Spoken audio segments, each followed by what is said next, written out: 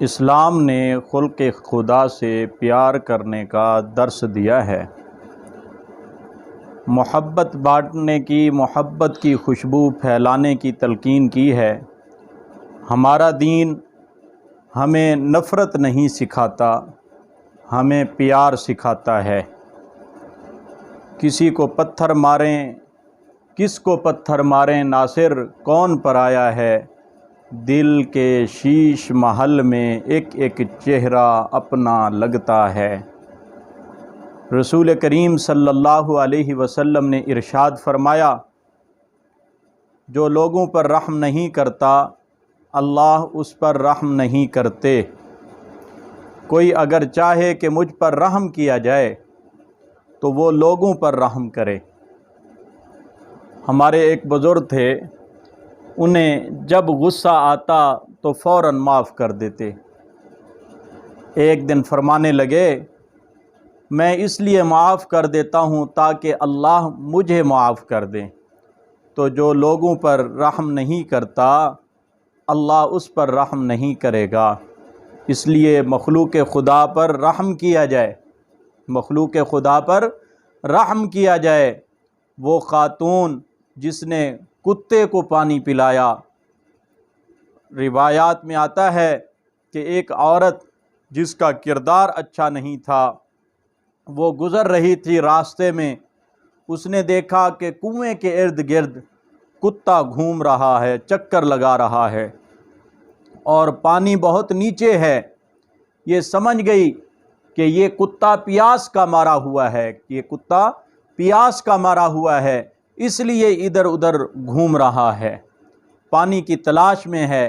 تو اس نے اپنا جوتا اتارا اور دوپٹہ اتارا، دوپٹے کو اتار کر جوتے کے ساتھ باندھا اور جوتے کو کنویں کے اندر لٹکایا اور پھر پانی جو ہے کنویں سے نکالا اور پانی جو ہے وہ کتے کو پلا دیا۔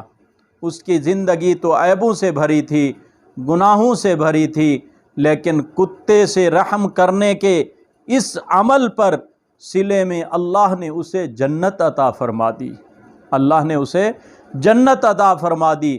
تو بھائی اگر ایک کتے کو پانی پلا دیا جائے تو رب جنت بانٹتا ہے، تو انسانوں کے ساتھ رحم کرنے والوں کو اللہ تعالیٰ کتنا کچھ عطا کرے گا۔ اللہ اکبر۔ تو آئیے ایک فرمان اور سنیے، آقا کریم صلی اللہ علیہ وسلم نے ارشاد فرمایا، مسلمان مسلمان کا بھائی ہے، مسلمان مسلمان کا بھائی ہے، نہ اپنے مسلمان بھائی پر خود ظلم کرتا ہے اور نہ کسی کو اس پر ظلم کرنے دیتا ہے، اس کو تنہا اور لاوارث نہیں چھوڑتا۔ جو شخص اپنے بھائی کی ضرورتیں پوری کرنے میں لگ جاتا ہے تو اللہ تعالی رب ہو کر بھی اس کی ضرورتیں پوری کرتا ہے، اور جو کوئی دوسرے مسلمان کی مصیبت یا مشکلات ہٹانے میں لگ جاتا ہے تو قیامت کے دن اللہ اس کی مشکلوں کو ہٹا دیں گے۔ اور جو کوئی مسلمان کسی دوسرے مسلمان کا پردہ رکھتا ہے اللہ اس کے عیبوں پر قیامت کے دن پردہ ڈالیں گے۔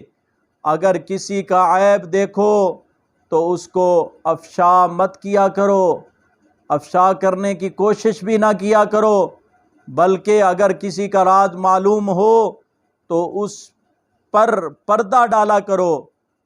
پردہ ڈالنے والے کے عیبوں پر قیامت کے دن اللہ تبارک و تعالی پردہ ڈالیں گے، اللہ خود اس کے عیبوں پر پردہ ڈالیں گے۔ میں کسی کے میلے کفن کو کیوں دیکھوں، میں کسی کے میلے کفن کو کیوں دیکھوں، میری اپنی قبر کے معاملے بڑے سخت ہیں، اس لیے اپنے آپ کو دیکھیں، اپنے اندر اتریں۔ کسی کی طرف انگلی کر کے دوسرے کی طرف نشان لگانے والا یہ بھول جاتا ہے باقی ساری انگلیوں کے اشارے وہ میری اپنی طرف ہیں۔ کسی کی طرف انگلی مت اٹھائیں، اس کا صلہ یہ ہے کہ قیامت کے دن اگر کسی کی طرف انگلی نہیں اٹھائیں گے تو اس کا صلہ یہ ملے گا کہ اللہ قیامت کے دن پردہ فرمائے گا۔ اگر قیامت کے دن پردہ رہ گیا تو پھر آخرت بہت بہتر ہو جائے گی۔